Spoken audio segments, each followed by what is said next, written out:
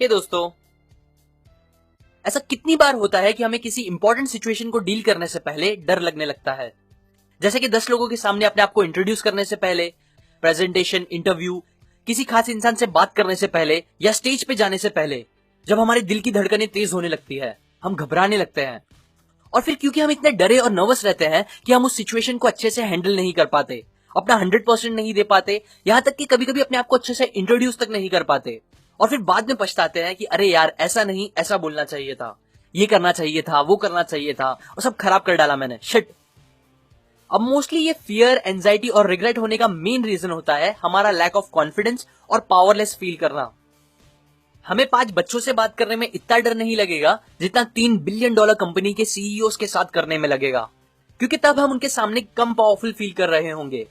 और जब हम किसी भी सिचुएशन में कम पावरफुल फील करते हैं, तब हम गलतियां ज्यादा करते हैं और इतने ज्यादा इंपल्सिव हो जाते हैं कि कुछ भी सही से नहीं कर पाते, जो कि हमारे लिए जरा भी अच्छा नहीं है। इसीलिए जरूरी है कि हम किसी भी सिचुएशन को हैंडल करने से पहले पावरफुल फील करें, क्योंकि इससे ही हम अपने फियर, एंजाइटी और रिग्रेट होने के एक्सपीरियंस को कंपोजर, कॉन्फिडेंस और सेटिस्फैक्शन से बदल सकेंगे। ऑथर एमी कर्डी का एक कार एक्सीडेंट हो गया था जिसमें उन्हें सर पर चोट लग गई थी। डॉक्टर्स ने उन्हें साफ साफ कह दिया था कि इस इंजरी की वजह से अब उनका कॉलेज पूरी करना भी पॉसिबल नहीं हो पाएगा। लेकिन एमी ने उन्हें रॉन्ग प्रूफ करके दिखाया। उन्होंने बस अपनी कॉलेज ही कंप्लीट नहीं की, बल्कि वो हार्वर्ड बिजनेस स्कूल की प्रोफेसर भी बनी, जिसके बाद फिर उन्होंने अभी तक का second most popular Ted talk भी दिया और ये ग्रेट बुक भी लिखी, जिसकी समरी मैं आपको भी दे रहा हूं। अब क्वेश्चन ये आता है कि ऑथर को इतना कॉन्फिडेंस और पावर आया कहां से, जो उन्होंने डॉक्टर्स और बाकी सारे लोगों को चैलेंज करके, उन्हें गलत प्रूफ करके इतना सक्सेसफुल बनके दिखाया। तो इसका आंसर है उनकी खुद की रिसर्च।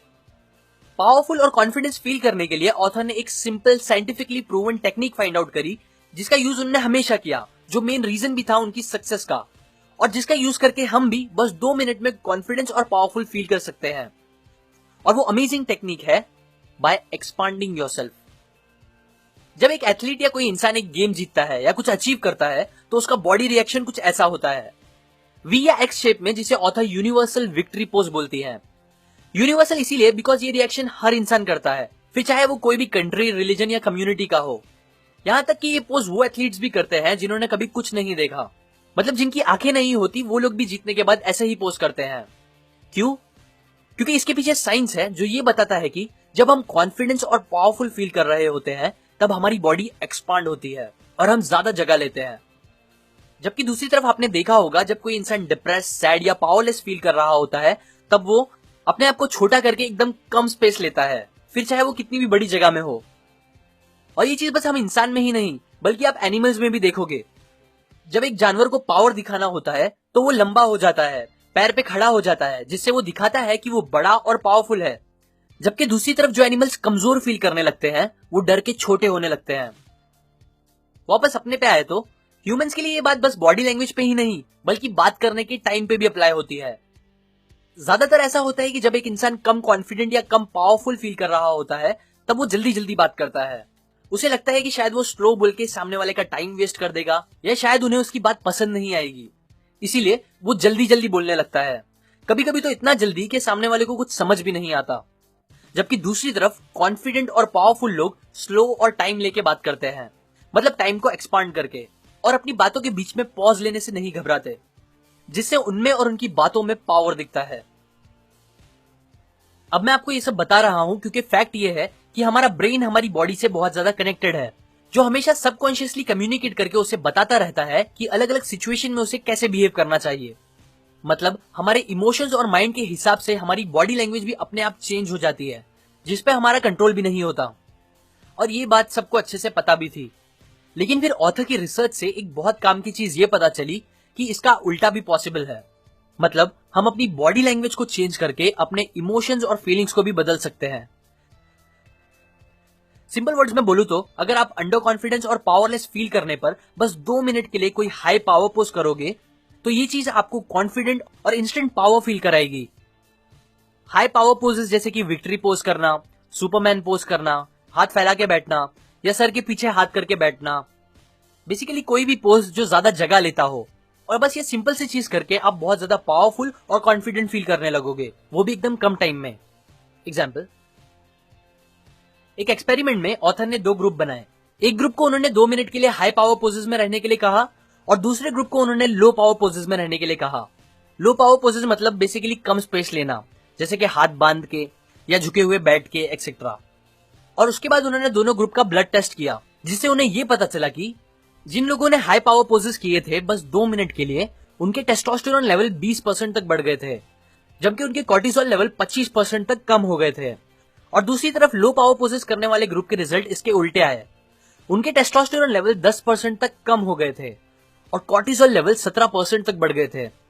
अब जिन्हें नहीं पता उन्हें बता दूं, टेस्टोस्टेरोन डोमिनेंस हार्मोन होता है जो हमें कॉन्फिडेंस, रिस्क में हिम्मत और ताकत देने से रिलेटेड है। दूसरी तरफ कॉर्टिसोल स्ट्रेस और डर के लिए रिस्पॉन्सिबल होता है। इसीलिए टेस्टोस्टेरोन का ज्यादा होना अच्छा होता है, जबकि कॉर्टिसोल का कम होना, जो कि दोनों ही हाई पावर पोजेस करने से हम इजीली कर सकते हैं। पावर पोजेस हमारे माइंड को यह बताता है कि हम जीत गए हैं, जिससे हमें पावर और कॉन्फिडेंस फील होने लगता है। सो इसीलिए हर दिन सुबह उठने के बाद आप स्ट्रेच करो और 2 मिनट के लिए एटलीस्ट किसी पावर पोज में रहो।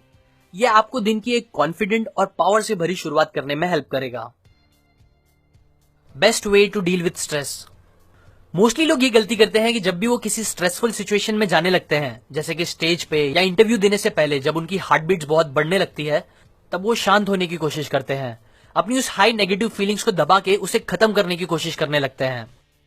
सिमिलरली उनके आसपास के लोग भी उन्हें यही एडवाइस देने लगते हैं कि काम डाउन, रिलैक्स करो, नर्वस नहीं होने का, सब ठीक होगा, बस चिल रहो, जो कि बिल्कुल सही एडवाइस नहीं होती, क्योंकि मोस्टली लोगों के लिए उस टाइम पे अपनी नर्वसनेस और फियर को खत्म करना पॉसिबल नहीं हो पाता। इसीलिए सबसे बेस्ट ऑप्शन और टेक्निक ये है कि हम अपनी उस हाई नेगेटिव एनर्जी को खत्म करने से अच्छा उसे पॉजिटिव एनर्जी में कन्वर्ट कर दे। मतलब नर्वस होते टाइम आप अपने आप को शांत हो जा, काम डाउन बोलने से अच्छा ये बोलो कि मुझे सच में बहुत एक्साइटेड फील हो रहा है, बहुत मजा आने वाली है, मैं बहुत एनर्जाइज्ड फील कर रहा हूं, एक्सेट्रा। ऐसा करने से हम अपनी उस हाई नेगेटिव एनर्जी को पॉजिटिव एनर्जी में बदल देंगे, उसका पॉजिटिव यूज करके, जो हमें बहुत ज्यादा पॉजिटिव आउटकम भी देगा।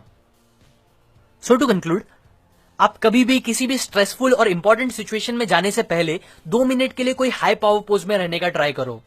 ऑब्वियसली विक्ट्री पोज पॉसिबल है तो उसे ही ट्राई करो, लेकिन हाँ अकेले में, वरना लोग आपको वियर्ड समझेंगे। और उसके बाद उस सिचुएशन में जाओ। ये सिंपल ट्रिक आपका कॉन्फिडेंस और पावर लेवल बहुत बढ़ा देगी। दूसरी बात, अगर आपकी नर्वसनेस कम नहीं हो रही सिचुएशन को फेस करने से पहले, तब आप अपनी उस नेगेटिव एनर्जी को पॉजिटिव एनर्जी में कन्वर्ट कर दो, ये बोल के और सोच के कि आप बहुत ज्यादा एक्साइटेड हो। ये तो सिंपल ट्रिक्स आपको बहुत बेटर आउटकम दे सकता है, ट्रस्ट मी, क्योंकि मैंने खुद भी इसका यूज बहुत बार किया है। ये बातें मैंने आपको एमी कर्डी की बुक प्रेजेंस से बताई है, जो कॉन्फिडेंस और पावर बढ़ाने के बहुत से अच्छे टेक्निक सिखाती है, जिससे हम अपना बेस्ट वर्जन बन सकते हैं सिचुएशन को हैंडल करने के लिए। अगर ये सारी चीजें आप डिटेल में सीखना चाहते हो तो वो बुक आप डिस्क्रिप्शन में जाके खरीद सकते हो।